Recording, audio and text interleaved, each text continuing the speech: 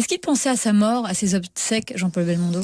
Il avait dit en rigolant qu'il se verrait bien suspendu dans son cercueil au bout d'un filin d'un hélicoptère, et puis sa petite main sortirait du cercueil et ferait coucou. Une cascade, bien sûr. Voilà, une ultime pirouette. Alors, ce sont des succès, que des succès quasiment. Et pourtant, ses débuts ne laissaient pas vraiment entrevoir ce succès, Guillaume Evin. C'est ce que vous allez nous raconter. Il grandit dans quelle famille? Que fait son papa? Il vient d'un milieu plutôt privilégié, enfance choyée, père sculpteur, mère artiste peintre, un frère, une sœur. Il est renvoyé de toutes les écoles auxquelles il est inscrit. Il vit près de Montparnasse, à Denfert-Rochereau exactement. Et puis, en fait, sa passion très vite, c'est le théâtre.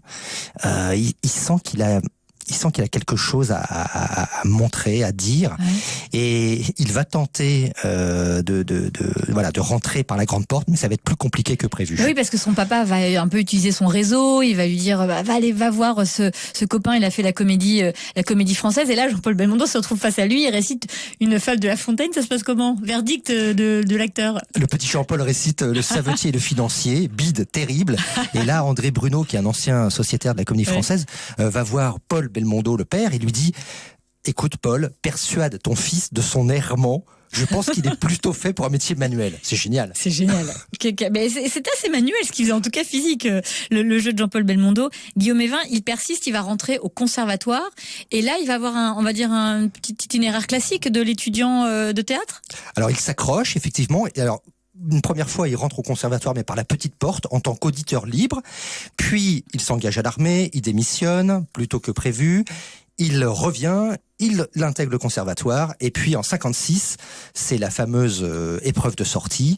Et c'est là, pour lui, c'est terrible. Parce que la clochette? Alors, non, ça, il a survécu à l'épreuve du gros lot. Mais c'est surtout après, en 56, pour l'épreuve finale de classement.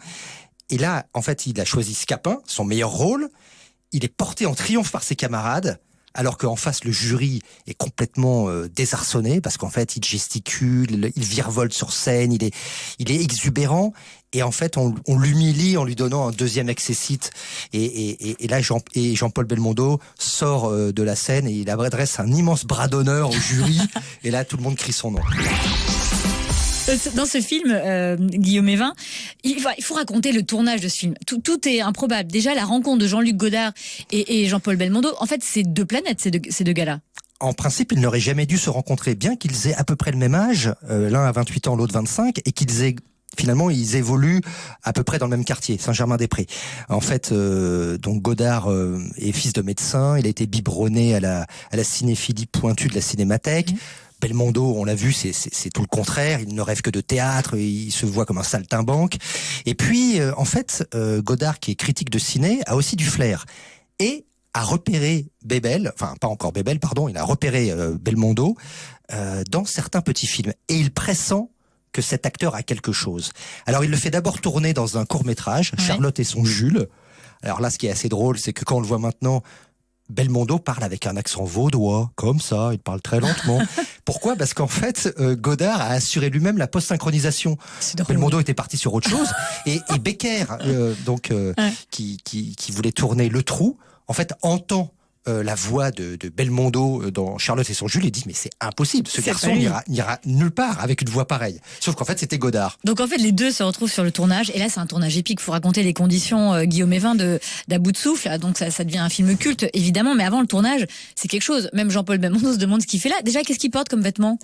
Jean-Paul il est habillé avec ses propres vêtements. Il a récupéré une veste que lui a donnée son copain Jean-Pierre Mariel, qu'il a tenait lui-même de son beau-frère. Donc c'est dire quand même le contexte. Jean Seberg, sa partenaire, est habillée chez Prise Unique. Alors c'est une star, elle. Elle s'attendait un peu à vestiaire un peu plus. Elle s'attendait à un standing un petit peu plus élevé. Elle est maquillée en 2 coups de crayon dans un coin de cuisine. Ils ont des textes au moins? Non, mais chez Godard, le scénario c'est tout relatif. Donc en fait, ils ont une espèce de feuille A4 sur laquelle sont inscrites quelques recommandations. Et puis débrouille-toi avec ça. Premier jour du tournage, Godard dit à Belmondo: tu rentres dans la cabine, tu passes un coup de fil. Belmondo s'exécute, puis en sortant il dit: bon, bah on arrête là, j'ai plus d'idées pour aujourd'hui.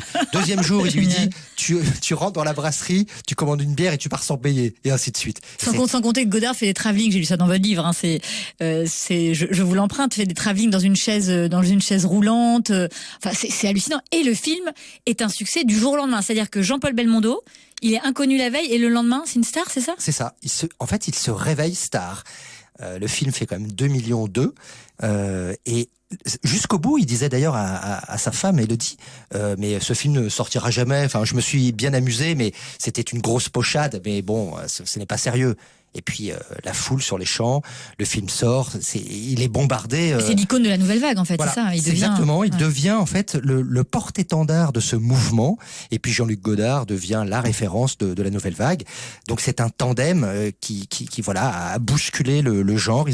Godard a inventé une grammaire cinématographique et Belmondo lui a prêté ses traits. Minute Papillon sur France Bleu, Sidonie Bonnec.